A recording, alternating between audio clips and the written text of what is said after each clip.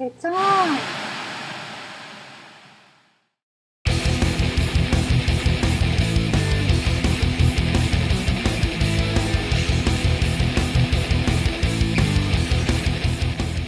Hello and welcome to Supreme TV. Tonight we will see Primus Allen take on Spencer Spade in our main event. The winner will go on to face Hollywood Brett Starr for the North American title at Nothing to Lose.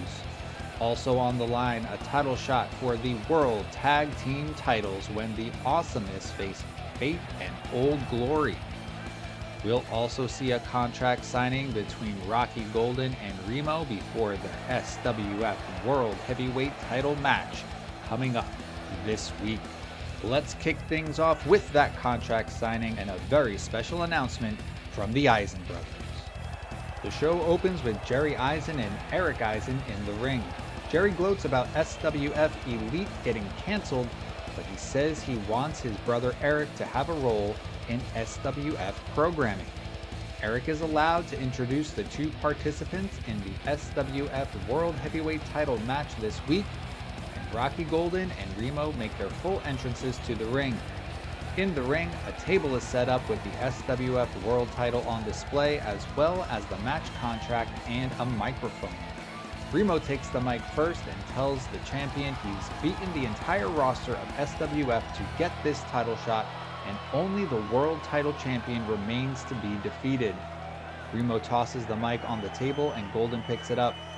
He tells Remo to read the contract, and as Remo looks it over, Golden explains that after seeing how Remo won his top contender match, Golden needs a little insurance policy, so he had Eric Eisen put in an amendment, a special guest referee. As Golden talks, Remo gets angrier and more intimidating until suddenly Jack Bruce's music plays. Bruce makes his entrance on crutches and cuts his own promo, explaining that he's still healing his knee, but he is healthy enough to referee this important match. Bruce tells Remo that they have a lot to settle between the two of them, but that can wait until after the title match, and Bruce promises to call it down the middle. Bruce picks up the contract and signs it. He hands it to Golden, who signs it and hands it back to Bruce. Jack Bruce pushes the contract into Remo's chest. Remo signs the contract and sees he's outnumbered, so he exits the ring while Golden and Bruce work the crowd. This match has been brewing ever since Chrissy Angel appeared in Kip Keenan's workout video, and Brandon James comes to the ring, and Chrissy Angel is following behind him, but he's storming forward and not even paying her any attention.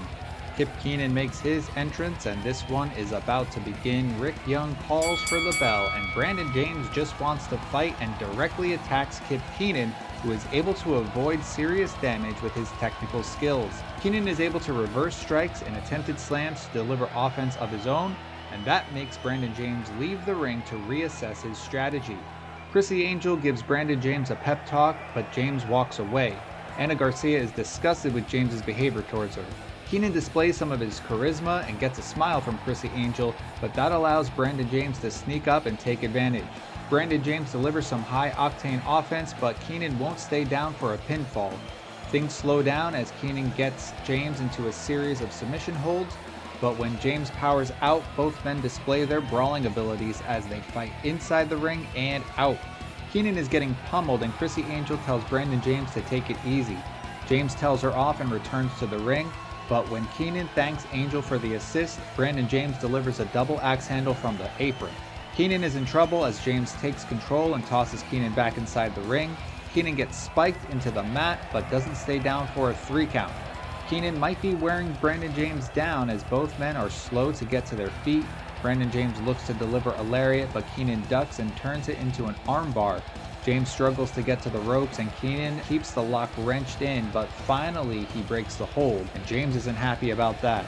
Brandon James is berating the referee as Chrissy Angel climbs up on the apron to get Keenan's attention. Angel has her shoe off and swings it at Keenan. Chrissy Angel may have missed, but Brandon James hits the big money move and makes the cover. 1, 2, 3, it's over. Even though Brandon James won the match, he attacks Kip Keenan while Chrissy Angel laughs and encourages this awful behavior. Finally, the referees get James to stop the attack, and Angel congratulates James as they leave the ring, and leave Keenan to lick his wounds.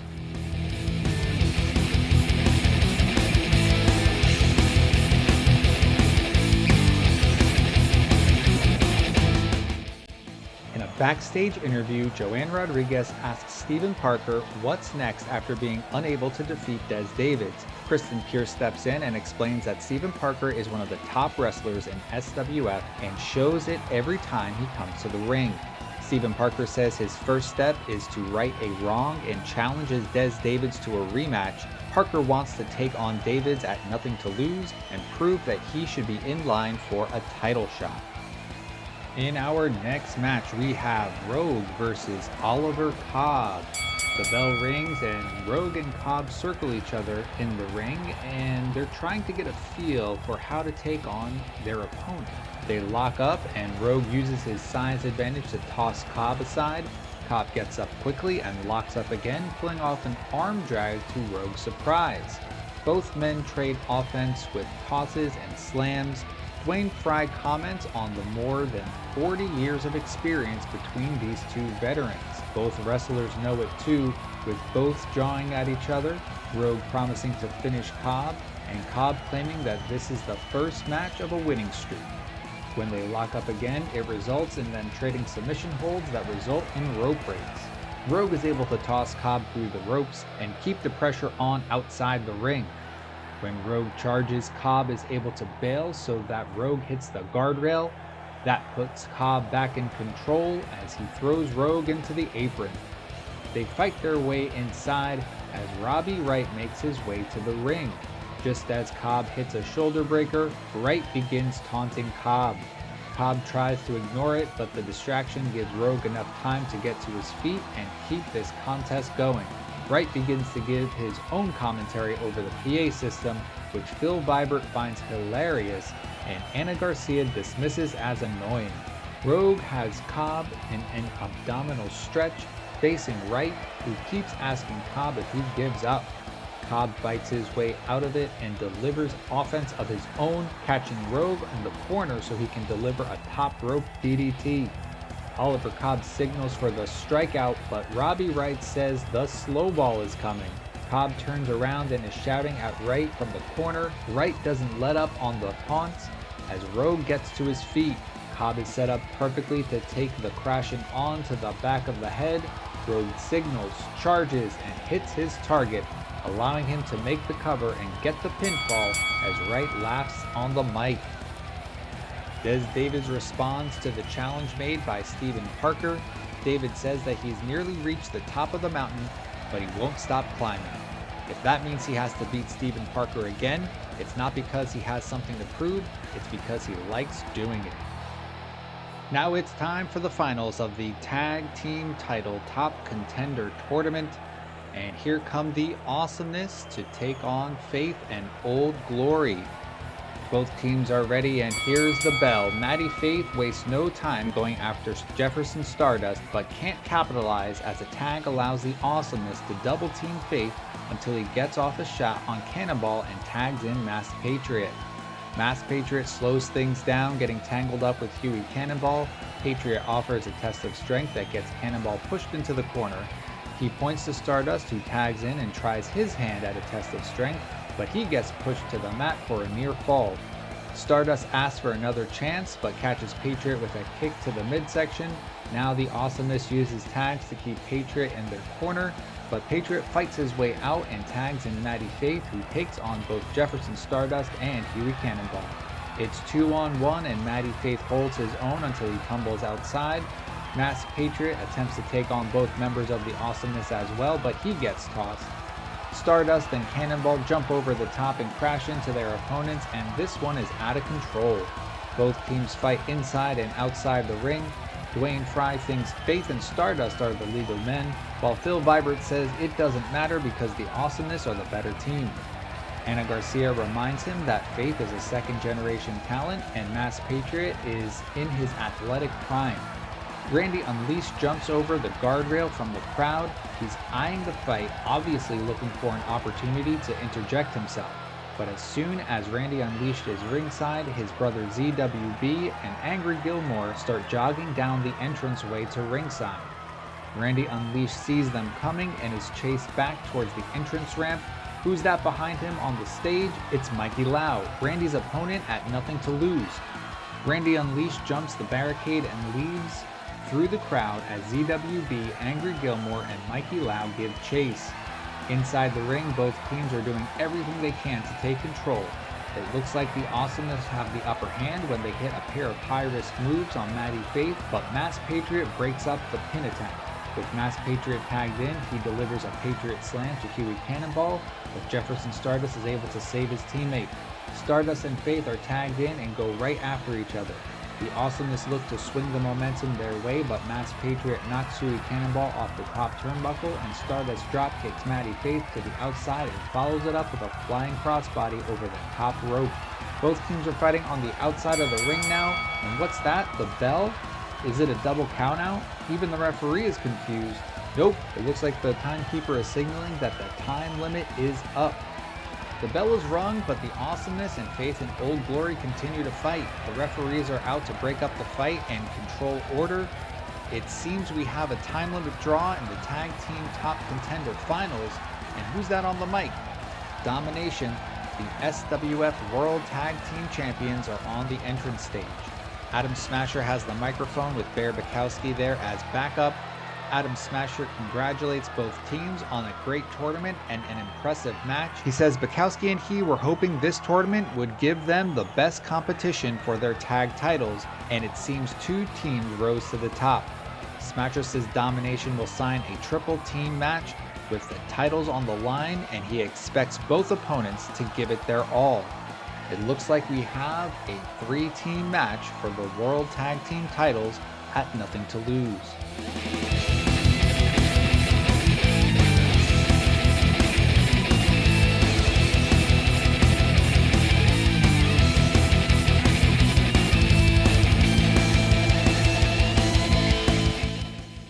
Randy Unleashed is backstage with Damian Carville following his attempted interference to help the Awesomeness win their match. Randy Unleashed says he's not afraid of a fight with Mikey Lau, but he's not stupid enough to fight outnumbered. He promises to beat Mikey Lau at nothing to lose and claims he can do it twice. 2 falls win, that's the stipulation, and there's no way Lau will refuse. Now we have High Flying Hawaiian coming out for his next match, followed by Scythe, and this is going to be a tough one for High Flying Hawaiian, and Scythe is coming out with Hannah ringside, and there's the bell. High Flying Hawaiian takes the fight directly to Scythe, and that may have been a mistake. Scythe tosses him back, using his clear size advantage to take control early. The Hawaiian Warrior is tossed into the corner. Scythe beats on Hawaiian until he slumps over. Scythe turns away to look back at Hannah, and High Flying Hawaiian makes a desperate attempt to fight back, but runs right into a chokeslam for the pinfall. Scythe has won his match decisively, but he picks up High Flying Hawaiian and tosses him through the announce table. Ikuma is on his way down to the ring, but Scythe cuts him off at the ropes and chokeslams him in the middle of the ring, then delivers an underworld spike. Hannah tries to sneak away, but Scythe cuts her off and blocks her exit. Suddenly, Valiant's voice is on the mic. Valiant returns because he couldn't abandon Hannah when she needed him most. Valiant challenges Scythe to a cage match. The only way to win is to escape the cage, and whoever escapes takes Hannah with him. Scythe is listening with a menacing posture, but nods in agreement to the cage match and the stipulations. Hey y'all, remember to like and subscribe, let me know what you think in the comments, and set your notifications so that you know every time it's on. Our main event is for the top contender spot for the North American title, and Hollywood Brett Starr comes to ringside to see who his opponent will be at nothing to lose. Spencer Spade is with him, and he is ready in the ring as Primus Allen makes his entrance. The bell rings and Spencer Spade is shouting over at Hollywood Brett Starr, seemingly taking this match lightly. Primus Allen looks annoyed, but he waits for Spencer Spade to meet him in the center of the ring for a lockup. Spade uses his speed to lock Allen into submission holds in an attempt to wear his opponent down, but Primus Allen's size and strength makes it impossible to keep him down for long. As soon as Primus Allen drops Spade to the mat, Spade rolls under the bottom rope to Dulce Moreno on the outside. Ana Garcia calls the move cowardly, but Phil Vibert says it's just good tactics. When Primus Allen gives chase, Hollywood Bret Starr gets out of his chair to block Primus Allen from getting to Spade. Allen and Hollywood Starr face off while Spencer Spade sneaks around the ring to hit Allen from behind. Allen is tossed into the guardrail and the apron, slammed into the post, all while Hollywood Starr laughs. Dwayne Fry predicts a good match for the North American title no matter who wins this match, but right now it looks like it'll be another Rat Pack Rumble. Primus Allen isn't one to give up, and he fights his way back in control and tosses Spade back in the ring. As Allen climbs onto the apron, Spade cuts him off, but that was a big mistake as Allen drives his head into the turnbuckle. We have both men trading blows now with elbow strikes, lariats, both from a standing position and after bouncing off the ropes for momentum. A particularly vicious double lariat brings both men to the mat, and Hollywood Starr is up and slapping the apron to encourage Spade to, quote, finish the job. Before Allen can get to his feet, Spade locks him in a hold, but Allen powers out. Spade musters the energy to springboard off the middle rope, but it has no effect on Allen, who looks to be locked in and ready to take Spade out. Spade begs for mercy on his knees, but he jabs a thumb in Primus Allen's eye. Seemingly dazed, Spade whips Allen into the ropes, but Allen catches him with a flying lariat. Now Paul Huntington and Monte Trescardi hit the ring to attack Primus Allen. Where did they come from? It looks like Allen wins by DQ. Spencer Spade, Paul Huntington, and Monte Trescardi gang up on Primus Allen, but Des Davids runs in and tosses Fame and Money from the ring while Spencer Spade slides out. Hollywood Bret Starr has a microphone and announces that Primus Allen has earned his title shot, but he's clearly confident that his stablemates will have his back. Des Davids has a mic and he tells Spencer Spade to join in on his match with Steven Parker to make it a triple trouble match and make it a top contender match as well. Spencer Spade agrees with Bret Starr's blessing. Primus Allen takes the mic and says he knows what's happening and he knows how their North American title match will go down. Hollywood Starr offers a no DQ match, but Primus Allen says he has another idea and he's already had a conversation with the Supreme owner. Jerry Eisen appears and announces that the North American title match can change hands via disqualification. And that's all we have time for. This Saturday we got nothing to lose. We'll see you there. Let's see what's happening in the world of Total Extreme Wrestling. Last night, TCW Presents Total Wrestling was held at the Ranch of San Antonio and drew 8,352 fans. Feedback from viewers has been excellent, with the show achieving a 3.98 TV rating. Aaron Andrews was the star of the show in his main event match, defeating Doc Hammond in the main event. SWF held Supreme TV last night in the Iowa State Fair and drew 9,024 fans. Feedback from the show has been fairly positive, with the show achieving a 3.46 TV rating. Last night, USPW held American Wrestling in Minnesota Coliseum and drew 9,320 fans. The star of the show is said to be Nikki Champion, who had an interesting angle with Steve Fraley. American Wrestling had over 11 million viewers on Reverie. Sources within USPW are reporting that Kirk Jameson and Miriam Vega have recently begun dating. Their relationship became common knowledge at last night's show. The status of Brock Cornish and the USPW roster was clarified last night with the announcement that he has agreed to extend his stay with an exclusive written contract, keeping him with the company long term. CWA's Championship Wrestling was held last night in Nova Scotia and drew 4,217 fans. Feedback for the show has been fantastic. A clear star is Aaron Knight, who is in the main event, teaming with Ed Stone and defeating Cameron Vesey and Ricky DeColt. The show achieved a 1.51 TV rating and was shown on CBN. Things look bright for Mountie Man, as it's been reported that he is now one of the official locker room leaders within the CWA backstage area. Rumors are also emerging from the CWA locker room suggesting that Lightning Lomas and Ralph Leota had an enormous bust-up last night with their heated argument being the talk of the backstage area. There appears to be some serious problems within their relationship, and it's becoming bad enough that it started to sour the backstage atmosphere within the company. Last night, RIPW held Uprising in Rhode Island and drew 76 fans. Warwick Good was said to be the star of the show, which was held on WrestleWorld and seen by over 10,000 viewers. TCW extend deal with Matt Hawking. It has been confirmed that successful negotiations have been complete and Matt Hawking has accepted an exclusive written contract and will be remaining with TCW for the foreseeable future. USPW held all-night action last night in Abbotsford Recreational Complex and drew 1,801 fans. Feedback has been pretty good with Josh Thompson being the star of the show. About 1 million fans watched on Reverie. Rumors are swirling that a new stable, the Prime Wardens, are going to debut on USPW soon. Apparently they will consist of Trent Schaefer, Eddie Howard, Funky Fedora, and Raven Robinson, according to our sources. There are also rumors that there was a heated argument backstage last night between Texas Pete and Alina America. The two appear to not be on speaking terms anymore. Last night, RIPW held their event Rivalry in Rhode Island and drew 179 fans. Warwick Good was the performer of the night, defending his RIPW Championship title against Whole Lotta Marvin in the main event. RIPW Rivalry was shown on WrestleWorld and drew a total of 10,667 viewers.